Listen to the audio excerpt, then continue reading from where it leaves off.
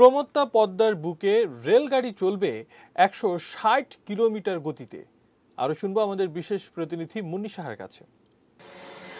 পদ্মা বহুমুখী সেতু, এই পদ্মা বহুমুখী সেতুর রেল অংশে আমরা রেল লাইনের জন্য তৈরি হচ্ছে এই জায়গাটি। এখান থেকে ৪০ ফিট উপরে মূল সেতু, অর্থাৎ এটি মূল সেতু। মূল সেতুর ভেতরে রেল লাইনের জন্য তৈরি হচ্ছে এই জায়গাটি। ৪০ ফিট উপরে রাস্তা, যেখানে বাস চলবে, ট্রাক চলবে, মানুষের যাতায়াত থাকবে।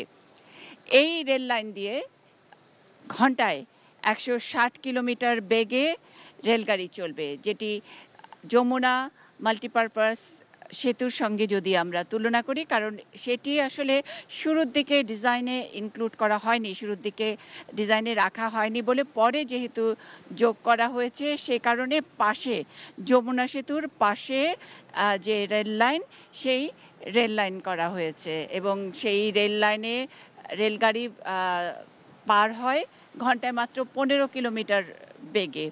অথচ এখানে এই পদ্মা সেতু দিয়ে ওই প্রান্ত থেকে এই প্রান্তে রেলগাড়ি ঘন্টায় ১৬০ কিলোমিটার বেগে ছুটতে পারবে এবং পৌঁছে যাবে মাত্র ২ থেকে ৩ মিনিটের মধ্যে, অর্থাৎ সংযুক্ত হবে ২ থেকে ৩ মিনিটের মধ্যে। এরকম একটি মহাযজ্ঞ, মহাকর্ম বাংলাদেশে হচ্ছে।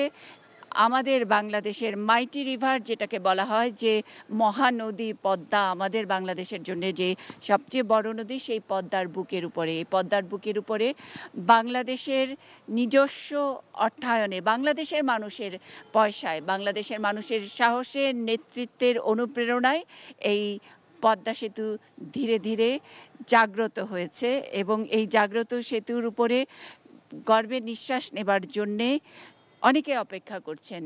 এই মাল্টিপারপাস সেতু দিয়ে গ্যাস লাইন যাবে, বিদ্যুৎ লাইন যাবে, আমাদের ইন্টারনেট সংযোগের লাইন যাবে এবং এখানে মাল্টিপারপাসে সবাই আসবেন, অর্থাৎ কেউ ঘুরতে আসবেন, কেউ ট্রেনে চড়তে আসবেন, কেউ বেড়াতে আসবেন, কেউ ট্রাক দিয়ে পার হবেন। সেই মাল্টিপারপাসের জন্য অধীর আগ্রহে অপেক্ষায় বাঙালি। এই বাঙালির অপেক্ষা, অর্থাৎ আমাদের টাকায় আমাদের পদ্মা সেতুর জন্য অপেক্ষা, বোধহয় অপেক্ষা শেষ হওয়া খুব বেশি দূরের নয়। খুব শিগগিরই আমাদের সেই স্বপ্ন, আমাদের টাকায় পদ্মা সেতুর সবটুকু আনন্দ, সবটুকু উচ্ছ্বাস আমরা করতে পারব।